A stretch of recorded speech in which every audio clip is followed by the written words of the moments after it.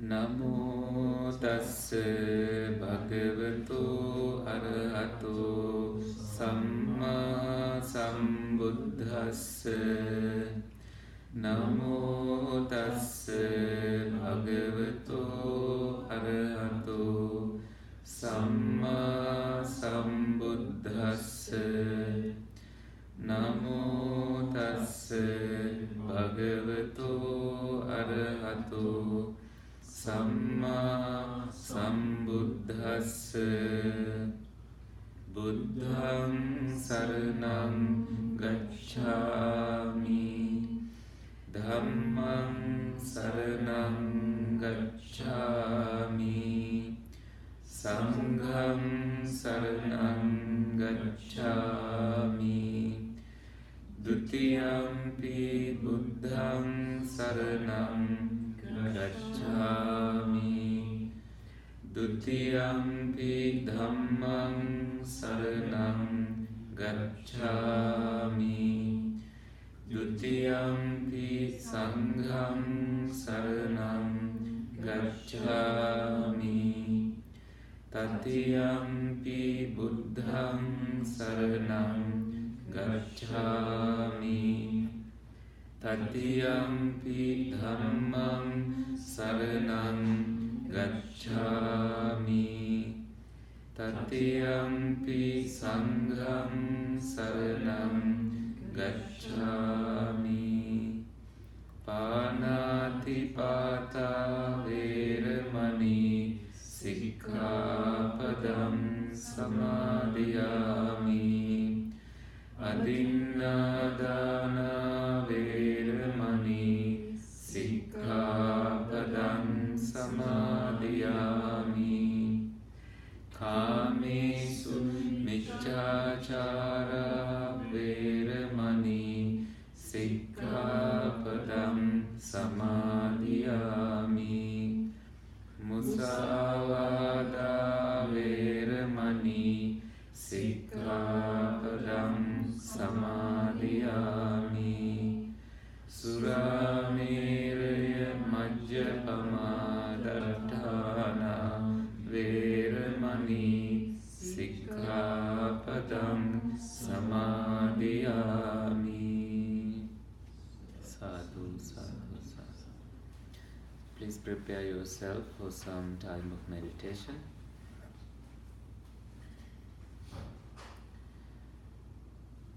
Breathing in and breathing out, you relax this body with every move, every step.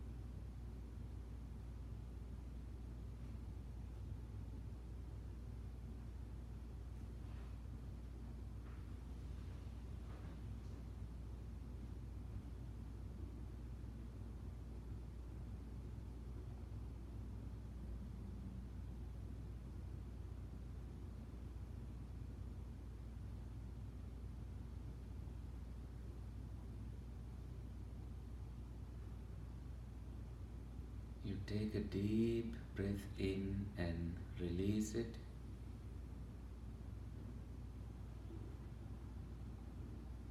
Being kind and being gentle to this body.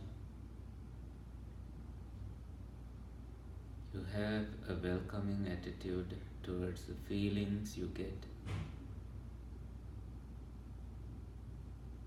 And continue breathing in and breathing out.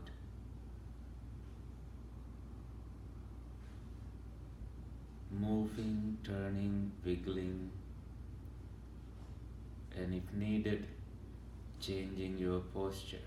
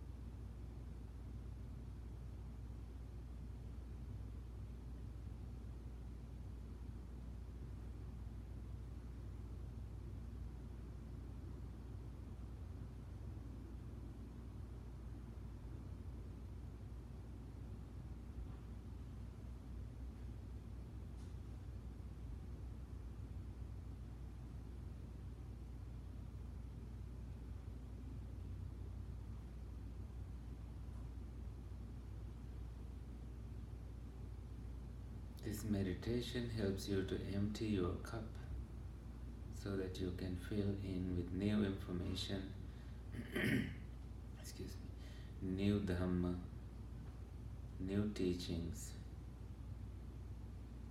and more understanding.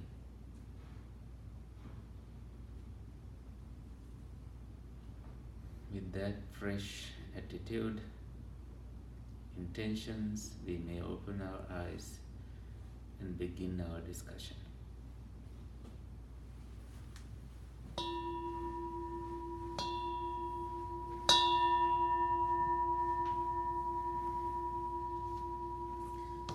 So this sutra is from Middle Length Discourses. This is number 27, Shorter Elephant Footprint Simile. This is important, as I mentioned in the email. Hi Glenn, I know you are here.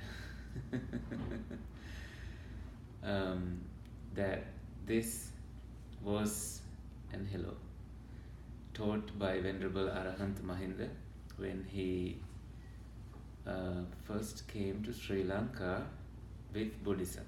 Until then, we did not have, well, the Buddha is said to have visited Sri Lanka 3 times from air with his psychic abilities, but did not make any actions to take any actions to establish Buddhism as much as Venerable Mahinda did.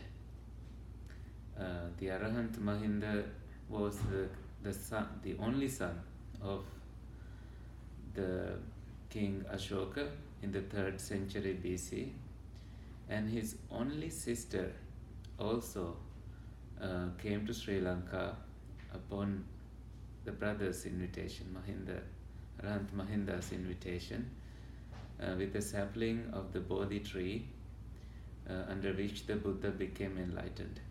So we still have that Bodhi tree in Anuradhapura, Sri Lanka. Who has been there? She has, you have, and she has. So that's an invitation for you to visit Sri Lanka. And so when Arahant Mahinda came, the king was just running after a deer, chasing a deer. And the Arahant said, stop. No one orders the king to stop, so the king was curious and stopped and looked, exchanged greetings. The story is very famous. And the Arahant asked several questions to test the intelligence of the king. Of course, he knew the intelligence already. And at the end, the king was very pleased why this monk came. And the king started building shelters to, provide the facilities to this visitor. And he soon started giving the teachings. And when he gave the teachings, he picked this one, number 27, as the first one to teach. Why? We will find out. As I understand, this has everything you want to know. And this is a very long sutra, although this says it's a shorter discourse, like Chula means shorter. It's not really short.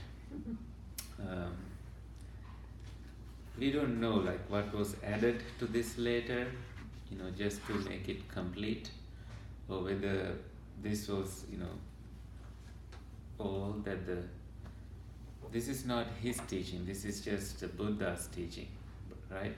And then this monk remembered it, brought it to Sri Lanka and taught it. But before that, many monks have been teaching from it, and this just happened to be one another sutra that has the complete teachings of the Buddha, so maybe Arahant Mahinda decided to teach from it. Okay. What else did I miss? And he came, the Arahant Mahinda came in June. We just came to July, right? This is the 1st of July, right? Is it? Mm-hmm. So the month of June is very important to Sri Lankan Buddhists, as we discussed on our full moon day retreat here. That is when we decided to bring this up and open a discussion from this sutra. Okay. So on one occasion, the Buddha was staying near Savatthi in Jeta's Grove, Anathapindika's monastery, the famous one. And at that time, Janusoni, that's the name of a Brahmin, he was driving out of Savatthi in the middle of the day in a totally white roofed chariot.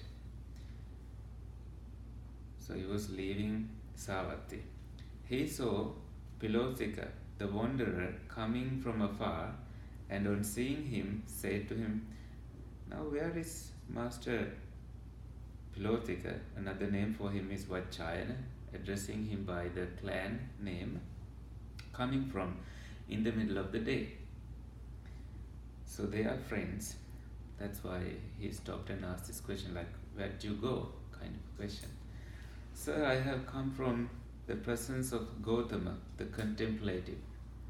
So I'm coming from the Buddha. I just went to see the Buddha." Who's saying this? Pilotika says. "And what do you think about Gautama? What do you feel about him?" This is just a general question. And he says, "Who am I to talk about him? Right? I have to be equal to him if I were to say something about him." That's like a profound answer. I mean, just some strange answer. You can say something simple, like he is excellent, he is friendly, but Pilotika decided to kind of ask a counter question, not totally respond to that question. "So why do you say so?" That's the question that came after. So then the simile comes. "Sir, suppose an elephant hunter were to enter an elephant forest and were to see there a large elephant footprint, long in extent and broad in width. He would come to the conclusion, 'What a big bull elephant.' So he saw the elephant foot and then he's just come to the conclusion. In the same way, when I saw the 4 footprints in Gautama, the contemplating, I came to the conclusion, the Blessed One is rightly self-awakened. The Dhamma is well taught by the Blessed One. The Sangha of the Blessed One's disciples has practiced rightly." So he said there are 4 things. Just like elephants, 4 footprints, 4 foots, 4 feet, right? Yeah, thank you. So which 4? That's the question that you are curious about. That comes at the end. That is the case where I see certain noble warriors who are pandits, subtle, skilled in positions to... Is that the one? Yeah. To pieces with their dialectic. They hear, "Gautama the contemplative, they say, will visit that village or town." They formulate a question thus, "Having gone to Gautama the contemplative, we will ask him this question of ours. If having been asked like this, he answers like this, we will refute his teachings like this. And if having been asked like this, he answers like that, we will refute his teachings like that." So this is just an entry to 1 foot. So people approaching the Buddha to defeat him, to go against him. And then they hear that the Buddha came, they go to him, and he instructs, urges, rouses, and encourages them with the talk on Dhamma. Having been instructed that way, they don't even ask him a question. People go to challenge the Buddha, but these people don't even ask a question. They don't dare to. That's, I think, one I read this sutra long ago, but not just for this session. We will find out. When I saw this first footprint in Gautama, the contemplative, I came to the... So that's one thing. That's one footprint. Just one feature that attracted Pilotika to the Buddha, right? So then there is a case where I see certain Brahmins, certain householders, certain contemplatives. So the prints are those different people. Like first who go? Certain noble warriors, like royal people, learned people, very, very good at arguing and debating stuff, they go. But they don't ask a question. And then Brahmins go. Same thing. Householders like you all go. Same thing happens. And contemplatives like recluses, those who are practicing like a recluse, like a hermit, they go. So you see the four footprints there. We can skip those parts, the two passages afterwards, and begin with the fourth from the last. When I saw this fourth footprint in Gautama the contemplative, I came to the conclusion that he is rightly self-awakened, Dhamma is well taught, the Sangha of the Blessed One's disciples has practiced rightly. Do you get the point on the four footprints so far? Different groups of people. That's what he refers to, the sutra refers to. When this was said, Janusonin got down from his totally white-roofed chariot and arranging his upper robe over the shoulder and extending his hands in reverent salutation in the direction of the Blessed One, just like this. So the Buddha is in Detroit. So you do this towards the Buddha.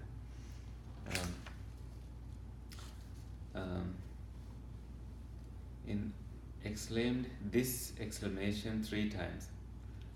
This is the translation of Namo Tassa Bhagavato Arahat, right? Homage to the Blessed One, worthy and rightly self-awakened. So he pays homage. So then he asks, may I meet him at some point? No, he's making a determination, making a wish like, may I be able to meet him at some point. May there be some conversation with him. Then Janusonin really went to the Buddha. On arrival, exchanged greetings, sat on one side, just the usual story. And then he mentioned the conversation with his friend Pilotika, the wanderer. When he was finished, the Buddha said, it's not to that extent, Brahman, that the elephant footprint simile is complete in its details. So, what he said in elephant footprint simile is not complete that way, the Buddha says. Let me add more into it.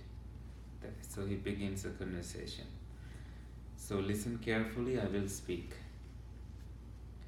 As you say, the Janusonin said, responded.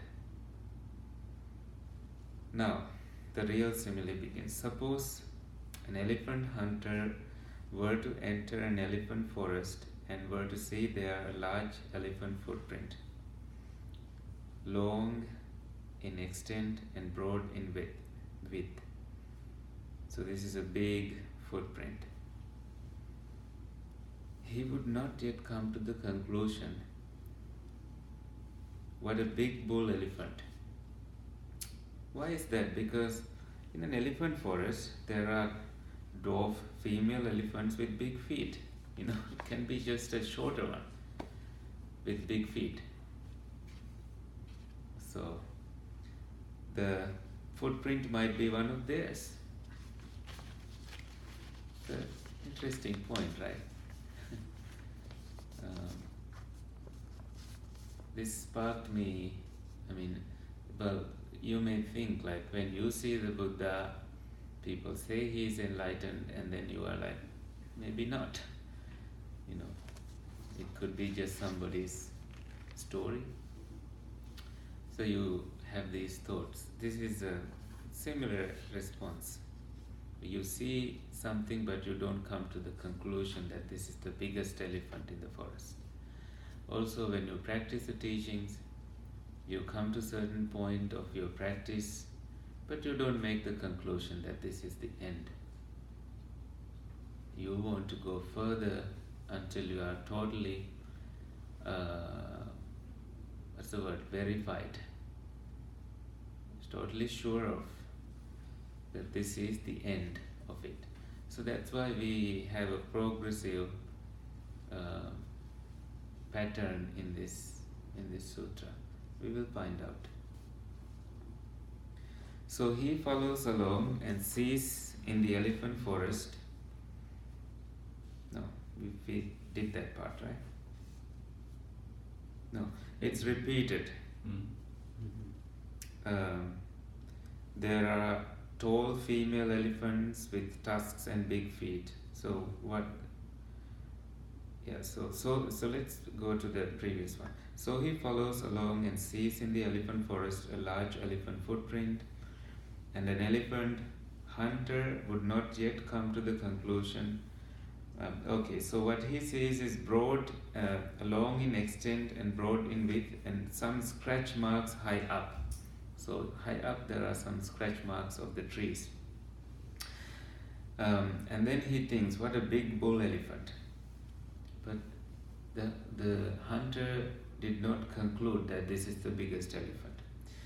And then in the next one, he sees some marks and tusk slashes really high up. But he does not come to the conclusion. It could be tall female elephants, it could be tall female elephants with tusks and big feet. And then he sees elephant forest, and then scratch marks and tusk slashes high up, and some broken off branches like further up. And he sees that bull elephant at the foot of the tree or in an open clearing, walking, standing, sitting or lying down. He comes to the conclusion that's the big bull elephant. Just like Janusoni, right? He heard the story. He did not come to the conclusion that he must be the Buddha, and instead he decided to come and see, and he really did. Like he saw the Buddha resting under a tree or whatever, like wherever the Buddha was resting.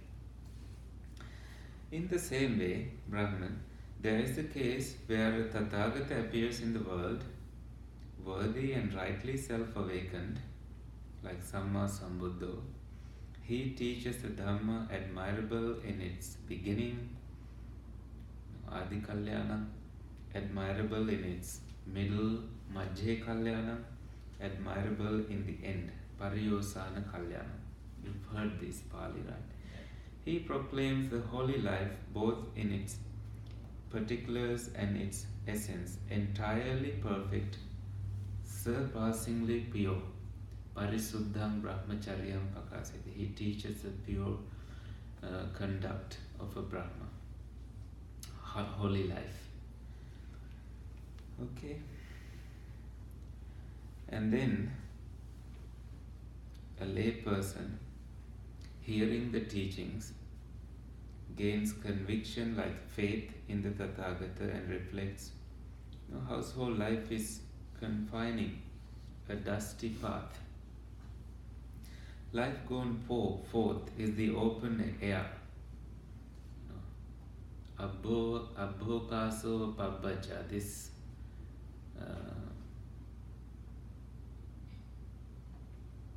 when you are ordained as a monk, you are free, just like the open air, like just the sky. Sky is free and your life is free. But he says, Sambodhaya Garavaso.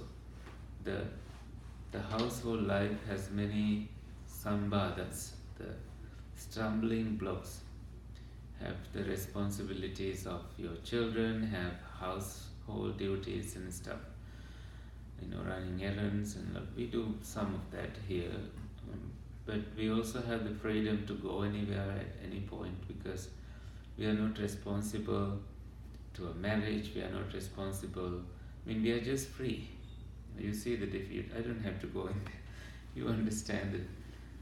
But the monk who receives the ordination has to have that discipline and the determination to remain free. The monastic life can also be full of bondages. It's all up to you. The individual has the ability to change the path, the direction. Anyway, the monastic life is perfect, totally pure, a polished shell. What if I, having shaved off my hair and beard and putting on the ochre robe, like just a saffron robe, were to go forth from the household life into homelessness? So our life is homeless life. We have a place to live, but this is not totally my place, or it's just a community place. It's everybody's place. Every monk, any monk coming from any direction can stay.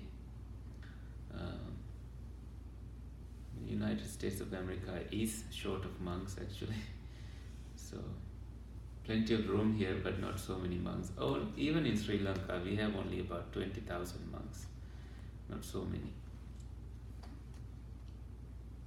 Yeah, but in Burma and Thailand, they have more, but not fully ordained monks necessarily.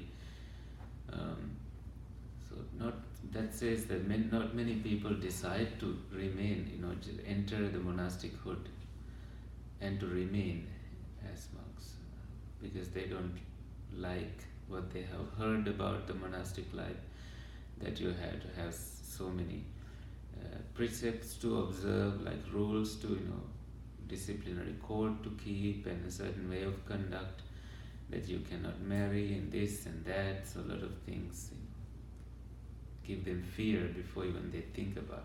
Anyone here interested in becoming a monk or a nun? Like we have been teaching so many sutras to you, you are not there yet. At any point when you decide that, we will fully support you in that decision. We'll open our doors. There is a way we do that, like 2 years of training to become. We now have sort of like the GLBB is now expanding, so we have more facilities coming, as you know already. So yeah, if it inspires, if any of the teachings inspire you to become a monk or a nun, please meet Bhante Mudito, Bhante Sankecha, or myself, or any of the monks. So we will take you there. They also have temporary ordination in Thailand, which is not done very much in Sri Lanka. It is becoming little popular in Sri Lanka, but in the Sri Lankan culture, when you quit robes, you are considered like a defeated person, because you did not fulfill your wish, you did not. But in Thai, but it's not the case when you are very well educated, when you do some social, charity work to the society.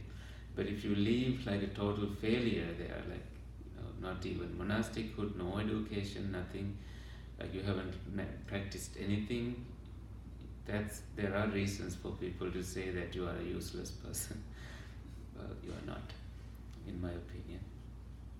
To remain as a monk, it's very hard. You have to have strong social skills, like you have to be kind to people. You don't know what stresses they bring to you, and you really don't understand what stresses you give to them by the way you respond to them. Sometimes you don't even think about certain things, but people always hear what they want to hear, and what we hear is not what exactly they wanted us to hear, so some miscommunication happened. But in Thai culture, when someone has quit robes, they are still called ajahns. Monks are ajahns, which means you are a teacher, and then you continue to be a teacher. lay teacher. So you have so many lay names like Ajahn, Tim, which you don't find in Sri Lankan culture. We don't use the lay name with any Bhante titles. Bhante only is a monk. So, yeah. Yeah, I think in Sri Lanka we respect the monks so much, Yeah. and we know they are following certain things. Yeah. From the lay people, you know, Yeah. and then he derobe and come back. We don't. It's like us, so we respect him suddenly here with us. So Yeah. that was the point, right? Exactly. So that's also a point there. Like you bow to him and you do, offer things and take care of him. And now he's wearing trousers, tie, and so you don't see the difference, and you kind of feel disappointed there. We were fooled, right? You were fooled. Are we fooling you?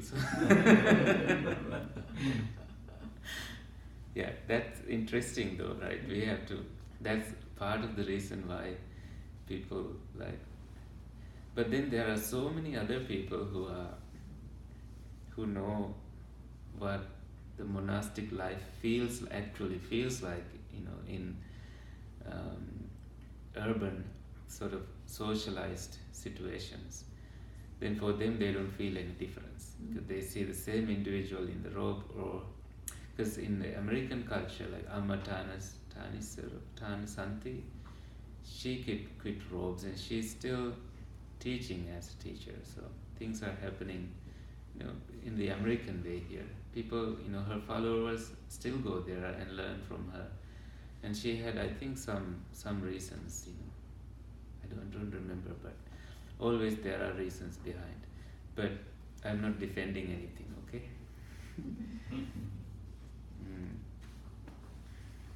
Okay, where are we? Okay, so he became a monk. So after some time, so he was first contemplating on it. That's the last, before the last paragraph. So we are now at the last one. So after some time, he abandons his mass of wealth, large or small, leaves his circle of relatives, large or small, shaves off his hair and beard, puts on the orchard robes, and goes. Where are we?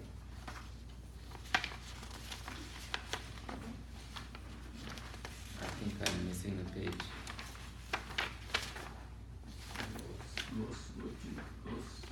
Yeah. Goes and become a monk. That's the point there.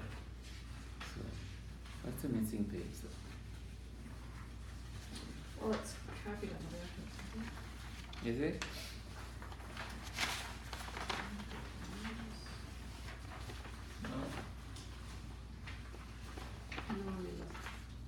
And you get the point, Missing right? page is missing. Yeah, I think there is a missing page. Yep, Yeah, the whole page is missing. I can pull that up from this thing. So,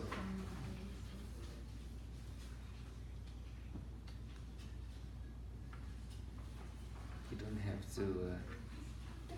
And could be goes, scales, the next page, if you go to the next page. 209, 309.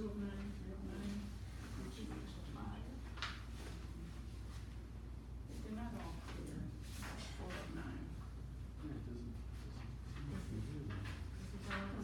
409. I think it's So this correct. page Yeah, there's something. Yes. goes over the one that says the three knowledges. Yeah, looks like. That's little towards the end. That's as I find. Maybe it's missing in the big document too, online. But what it says is that hearing the Dhamma, he leaves, and then he abandons his wealth and shaves off his hair and beard, puts on the orchard robes, and goes forth from the household life into homelessness. Just the last few lines are missing. That's it. Okay? Nothing much. Yeah. And then the virtual part begins. Good. Let me put this back in the flight mode. I'm glad we had this. So when he has thus gone, so now the sutra kind of breaks into parts, like how Buddhism has these three major parts to be practiced, like sila, the virtue part. You have to be virtuous, you have to be sila person with sila, person with good conduct, in other words, okay, like morality. And then you cultivate samadhi. Which one is that? Stillness, contemplation, tranquility, deeper stages of developing your mind and the body. So samadhi, so begins with sila, goes to samadhi. What's the last one? Panya, the Pali word. And then in Sinhala we say prajna or panya in some other ways of saying it. So wisdom, virtue, stillness or concentration, and wisdom. Those are the three main components or sections, as to the practice of the Buddha's teachings. You know that. So now the sutra. This is this may have been why Arahant Mahinda decided to choose this sutra. It teaches from the scratch, it teaches everything. Evoking faith towards the Buddha, and Buddha is so and so, and people feel faithful towards the Buddha. They pay homage, like how you pay homage to the Buddha. All that is recorded in here. So now we begin with the virtue part. When he has thus gone forth, endowed with the monk's training and livelihood. So a monk's training and monk's livelihood. Nowadays we do 2 years of that in the temple. Or if you are so qualified, if you are really doing good, maybe you will be ordained before that. You don't have to really live 2 years as a lay person. It's not a must. Then abandoning the taking of life. So now the part speaking about, like, you are not a killer when you enter the monastichood. He abstains from taking of life. He dwells with his rod laid down, his knife laid down, because he doesn't need a knife, he doesn't need anything. He just is merciful, compassionate for the welfare of all living beings. So your precepts, the first precept that you take, no difference, right? Monks and lay people do the same thing. And completely stop stealing things. You don't steal anything. You accept only what is given, lives not by stealth, by the means of self that has become pure. And then abandoning uncelibacy, he lives a celibate life. Refraining from sexual act, that is the kind of a villager's way of ordinary people. That's what it means. Ordinary people do that, but a monk abstain from it. Now you may have the question about some Vajrayana traditions, not all, but some, where for cultural reasons to continue the lineage, they marry, have a son, and then they turn back to celibacy again. This is not known among people very much. I think this may be why Vajrayana is more popular, like Dalai Lama is popular, right? So in Tibet and parts of Nepal. But when they marry, they don't really marry for they have a wife, but she may, after that turning point, after he has a son, the wife is no longer associated as the wife. She may be your caretaker, but no any intimate relationship. But I haven't lived that life. I have lived with people who do that. Lamas, lay lamas, and monk lamas. So this is what they tell me.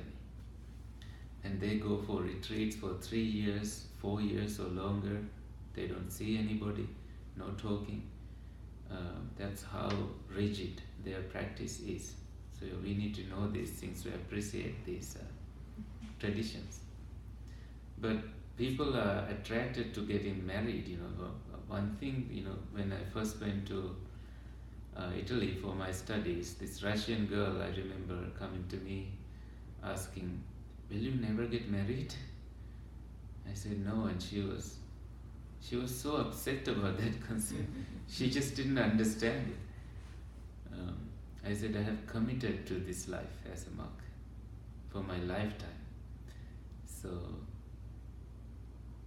yes, people don't understand it, but Vajrayana tradition open, they talk about it openly, but they have rules about that. There are traditions, reasons why they do it. So they don't lust after that kind of a lifestyle. They don't dream of that kind of a lifestyle. But it's popular in the US, probably because it is more flexible and open in those ways. That's why it may be popular here. Abandoning false speech. So you don't lie. You speak the truth all the time. Truth about how you feel. When you have committed an offense, you go to a senior monk and confess, just like what you do in the church. You confess to the priest. But here, when you are a junior, you go to the senior monk and confess about you don't have to tell everything you did. There is a Pali statement like that. In there you say, I may have done this and that, and I inform you about my wrongdoings. And then that monk says, now I tell you, you are pure, practice well hereafter. It's just a 1 minute, less than 1 minute exchange. I may have done so many offenses, minor ones, but just so then you help him. It's just this exchange between you cleansing and him cleansing you. That exchange. It's good to your mind. So you're kind of dropping it there and carry on with your practice. Most people don't do that. When something has happened, you keep it in your mind. There's no period in that incident. When you put the period, it's done. It's that thing that you told now. You don't associate with it the same way like you did before. Right? It's really good to tell somebody when something has happened. So your head is not the only thing that is processing that thing. Very psychologically good way to deal with your problems. Abandoning divisive speech. You don't divide people by the way you talk. It's very, very hard to practice. Right? What he has heard here, he does not tell somebody else to break. Then what he has heard there, you don't come and tell these people with the intention of dividing. Right? So you concentrate on keeping everyone united. You love them. You appreciate, enjoying the cordiality. Is that a word? The unity. Also the Buddha emphasized on that.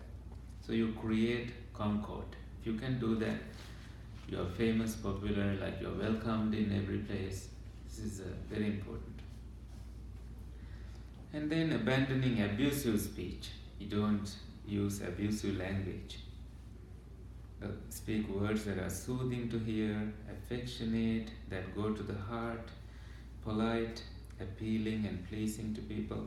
Now you see, you don't just find 5 precepts here. You find the details, like what you abstain from, what you abandon, and how you are expected to behave afterwards. So that way this is complete, right? So people in Sri Lanka at that time needed this. They understand, like that's why the king was hunting, now he has to stop hunting. Right? So from that point, when the king has changed his mind, everybody does change.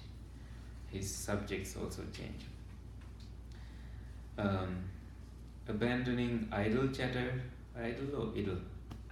Idle chatter, he abstains from idle chatter, speaks in season, you know what time to say something, speaks what's factual, you have verified what you are going to say, so you rather not speak in this situation. What is in accordance with the goal? Some people have goals like miles away and they have troubles explaining something, so but this is just a short goal, like you say something because you have a point, you teach the Dhamma, you teach the Vinaya, you talk about Dhamma and Vinaya, the doctrine and discipline. He speaks words worth treasuring. Your words are worth treasuring, valuable, so somebody want to remember what you said because you said something nice. There are people like that, right? Seasonable, reasonable, circumscribed, connected with the goal. He abstains from damaging seed and plant life. Monks are not supposed to go dig the earth, cut plants, to build monasteries with those plants. No, trees we don't. And then this thing, he eats only once a day. Very hard to practice. Now, culturally, monks are offered meals twice a day, and monks abstain from eating a meal afterwards unless it's for medicinal reasons, unless the doctor recommends you, unless you are getting sick from. Some people have different hungers, like levels of hunger. Different bodies react to hunger differently. If it makes you sick, there are ways you can deal with it. Some recommended drinks, recommended food, recommendations in the teachings itself. Okay? Refraining from the evening meal and from food at the wrong time of the day. He abstained from dancing. Have you seen us dancing? Abstain from singing and playing music, and from watching shows. Don't go to movies, don't go to shows, stuff like that. Abstain from wearing garlands. Have you seen that? So free. From beautifying himself with scents and cosmetics, which is very good. I love it. No cosmetics. They are expensive there. He abstains from high and luxurious beds and seats. So simple. Perhaps just a rock when you go to the forest, you sleep on it. Or you are under the cave, just a cave bed where you sleep. Abstains from accepting gold and money. This is a tricky part nowadays, right? People do donate to us for us to carry on our services, to make calls to your parents, to take lessons from the university. So there are many reasons nowadays, unlike those days where you just you can also choose a life free. Like there are so many monks who do this, like don't accept anything. We in fact have a visiting monk these days. He does not touch money in his life. So I've seen him so many years ago. I lived in his place, and even now he doesn't do that. Yeah. So you can do that. It's just that you have that training and discipline. You feel so good inside you when you do that. Okay. So now you see a little bit more about the cultural aspects. Those days he abstained from accepting uncooked grain, raw meat, women and girls. Did they offer those? Male and female slaves, goats and sheep, fowl and pigs, elephants, cattle, steeds and mares, fields and property. Nothing on your name. Well, people, when they are so faithful, they may want to give this thing, that thing, The kingdoms were offered to the Buddha, right? He said no. He abstained from running messages, like some wife somewhere, you meet that wife, and then she's offering food to you on your arms round. She tells, when you go to next house, tell them that I said this. You're like, no, I'm not here to do that.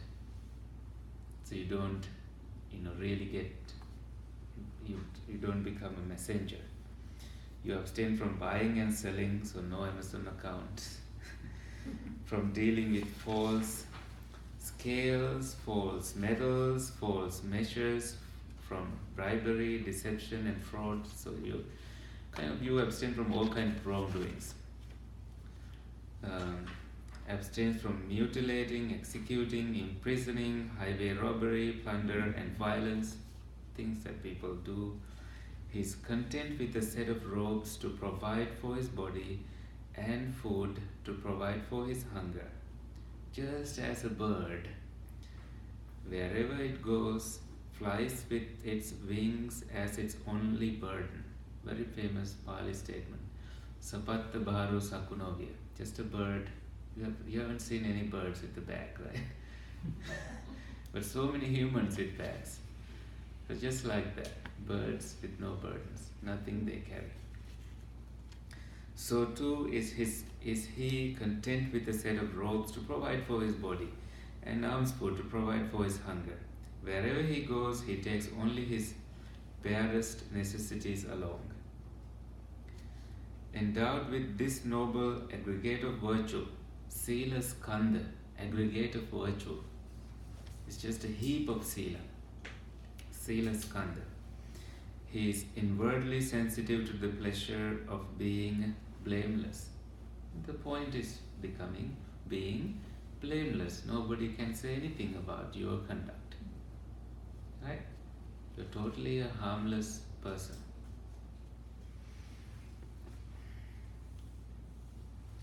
And then we'll continue a few more.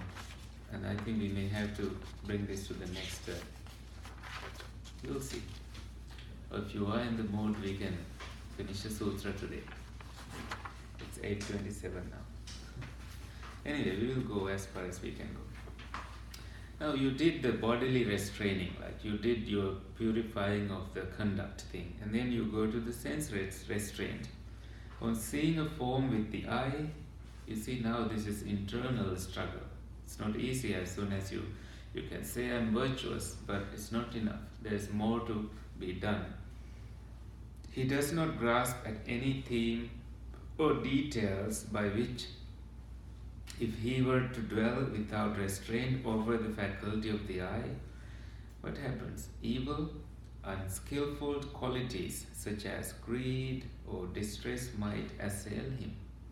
This is why we restrain from the eye. Same with the sounds, and again with the odors, flavors, and touchings, and cognizing an idea. So with anything, just basically you become someone disenchanted. You are not getting enchanted. You are not getting entertained by everything that comes. You are getting sense restrained. You get the point, right? And then comes the mindfulness and alertness. You're mindful when you go forward, mindful when you return, right? What's the Pali for this? Acts with alertness when you alokite vilokite. Yeah, looking forward and looking away. This is found in the Satipatthana Sutra, the discourse on establishing mindfulness, just apart from it. Bending and extending his limbs, sammindite pasarite. When carrying his outer cloak, his upper robe and his bowl, when eating, drinking, chewing and tasting. All this is, from the Satipatthana Sutra, right? Sanghati patta jivana dharane, asite, pite, khaite, saite, uchchara pasavakamme, urinating and defecating. Gate, tite, nisinne, sutte, jagarite, bhasite va tunhi bhave. Walking, standing, sitting, falling asleep, waking up, talking, and remaining silent. He acts with mindfulness. How do you act with mindfulness? You just take the sense restraint and you continue that in doing all these activities. So you are basically mindful of what comes in and what goes out. You are sort of putting a shield. Because otherwise, if you start to entertain everything that you saw before you become a monk or a nun, you are just having a lay life, just the same life you used to have before. Because your mind can play all the things you saw before just right in front of you and give the same show, same entertainment when you just want to sit in the forest and meditate. That show comes. That's when you need to have the self-restrainment. Okay? And then comes more work. Abandoning what? The hindrances, nivaranas. You know the 5 hindrances, right? So now you are endowed with noble aggregate of virtue, this noble restraint over the sense faculties, and then the noble. So this is called noble, something not ordinary, something really higher. Supreme, something supreme. Now you are no longer an ordinary person, because ordinary people do all these things. Now you are doing what is taught here, not the opposite, right? Ordinary people do the opposite, not this. He seeks out a secluded dwelling, wilderness, shade of a tree, a mountain, a glen, a hillside cave, a charnel ground, even that. But don't go to a charnel ground here. They will jail you for trespassing or something.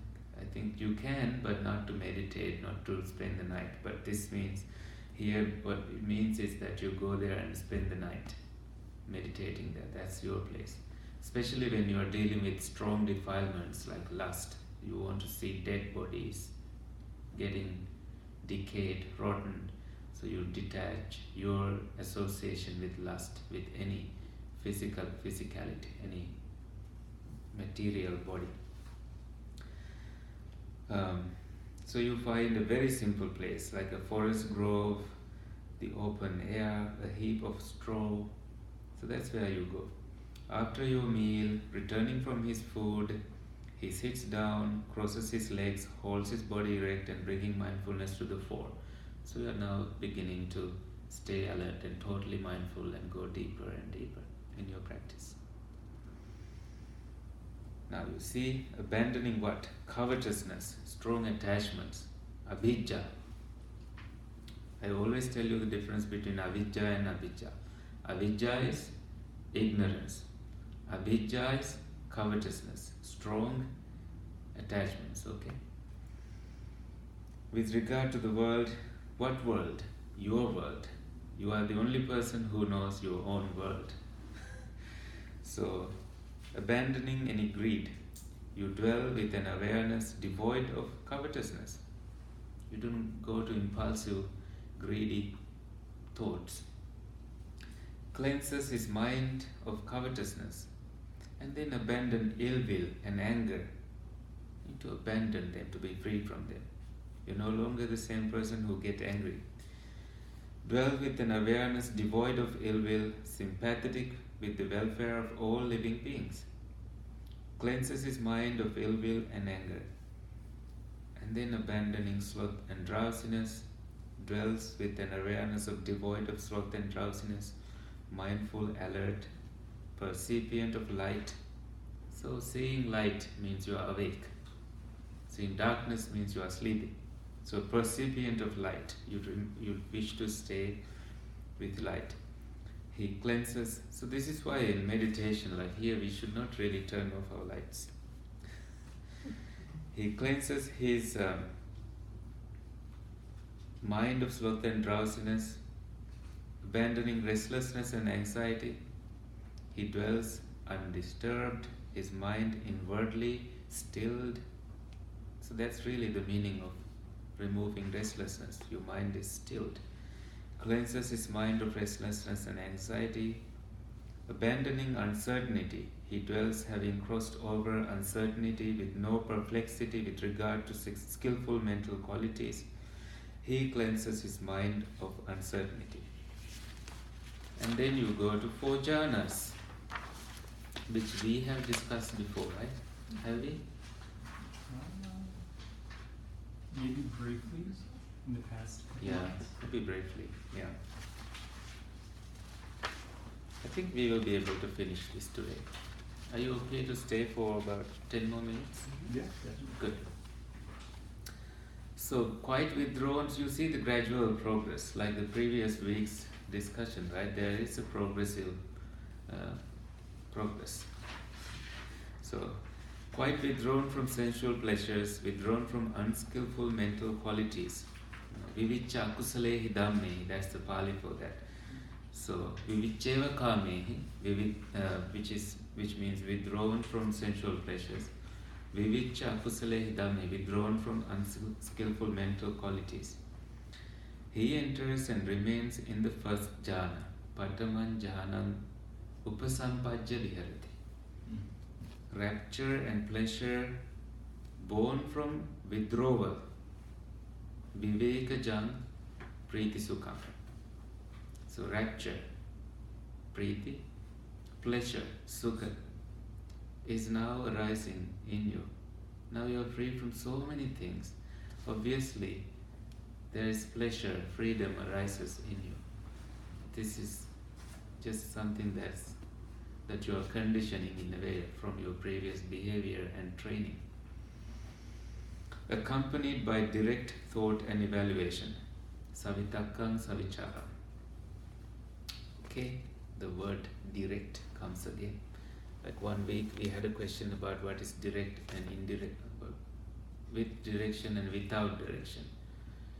And then I met you and explained that. What did I say? Directed was following a list, Mm-hmm. like a step-by-step Mhm. process, and undirected was, well, not following a list. Yeah. Thank you for that. So that you are clear from that doubt. If you go back to that sutra, if you still remember, you can go in there. Okay?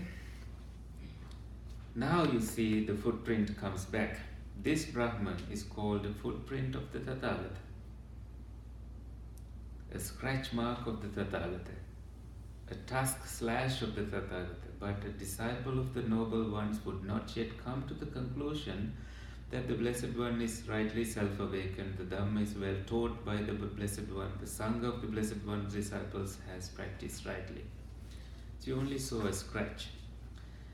Then with the stilling, now this is the second jhana, with the stilling of direct thoughts and evaluations, vitarka vicharana, whoopa, what's the word? Some whoopa, don't remember. He enters and remains in the second jhana, rapture and pleasure born of composure, samadhi jang piti sukha, not viveka jang here. The rapture and pleasure now arise from samadhi. One-pointedness of awareness, free from directed thought and evaluation, internal assurance. This too is called a footprint of the Tathagata, but you are not completely done. Then with the feeling of rapture, he remains equanimous, mindful and alert. This is why equanimity, balance of mind comes. And senses pleasure with the body. You still see, you are in the body. You still sense the pleasure in the body, even in the third jhana. People have wrong assumptions that when you are in the first jhana, you don't feel the body. You do feel the body. This is evidence for that. Right? Pleasure. You sense the pleasure with the body. Enters and remains in the third jhana, which the noble ones declare equanimous and mindful, he has a pleasant abiding. All those people who have done that know that this is a pleasant abiding. To live there means you are in such a happy place, content place.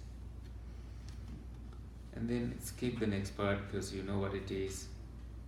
Then with the abandoning of pleasure and pain, as with the earlier disappearance of elation and distress, he enters and remains in the fourth jhana, where purity of equanimity, this is upekha sati parishuddhi, purity of equanimity and mindfulness, neither pleasure nor pain, a state that is very deep.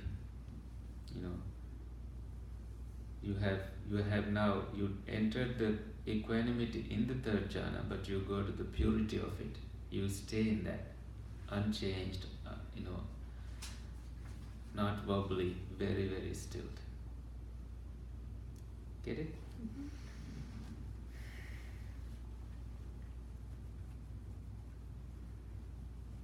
So it's only a scratch mark. The three knowledges. With his mind thus concentrated, purified and bright, unblemished, free from defects, pliant, malleable, steady, and attained to imperturbability, which means you can make things as you wish. He directs and inclines it to knowledge of the recollection of past lives. This is where you get, like, your mind has to be that composed to be able to go to make a connection with who you were in the past life. He recollects his manifold past lives. 1 birth, 2 births, 3 births, 4, 5, 10, 20, 30, 40, 50, 100. 1,000, 100,000, many eons of cosmic contraction, many eons of cosmic expansion, many eons of cosmic contraction and expansion. Recollecting, I had such a name, belonged to such a clan, had such an appearance, such was my food, such my experience of pleasure and pain, such the end of my life, passing away from that state, I re-arose there. There too I had such a name, belonged to such a clan, had such an appearance, such was my food. And then I re-arose here, thus he recollects his manifold past lives in their modes and details. Interesting, right? Next. With his mind thus concentrated, purified and bright, unblemished, free from defects, pliant, malleable, he sees by means of the divine eye, purified and surpassing the human beings passing away and reappearing, and he discerns how they are inferior and superior, beautiful and ugly, fortunate and unfortunate, in accordance with their karma. So you start having the knowledge of like how people are born this way, why, what happens to them, why are they behaving this way. These beings who are endowed with bad conduct of body, speech and mind, who revile the noble ones. This is very, very important piece. Like if you revile a noble one, if you blame, like if you say bad things about, when someone has achieved a noble state, and then you say, don't believe them, they're useless people, don't support them, this can cause a huge, demerit to you in your path, that you may not be even able to, come to the path in your life. So when someone say, they are this and that, you just say, okay, may it be so. You don't get involved in judging them. Okay? So don't be a reviler of the noble ones. It's called Aryapavada, reviling noble ones. Okay? Held wrong views and undertook actions under the influence of wrong views. With the breakup of the body, after death, they reappeared in the plane of deprivation, bad destination, because the mental state leads them to these places. Lower realms in hell. But then good ones, having done good things, will be born in good places. Okay?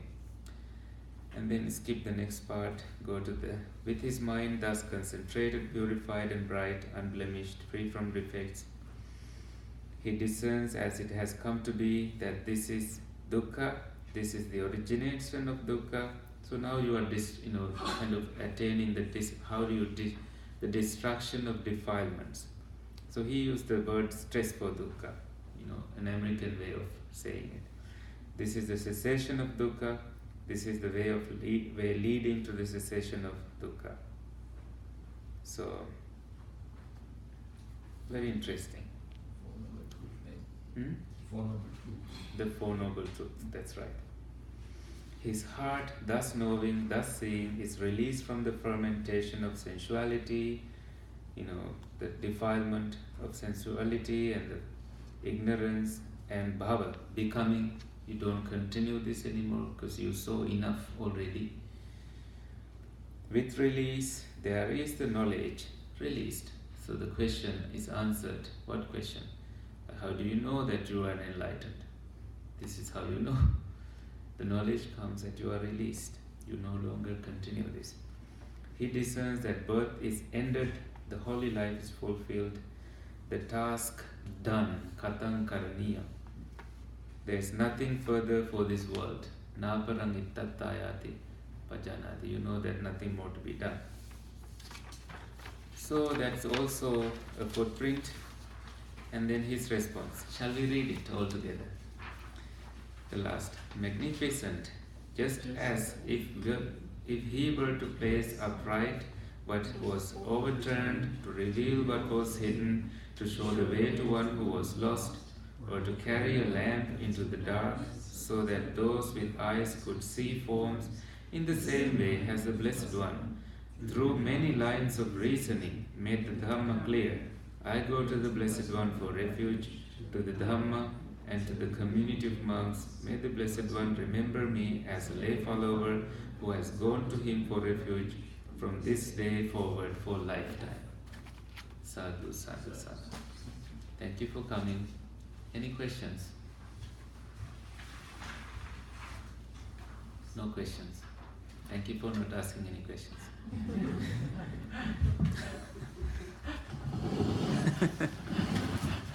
Okay.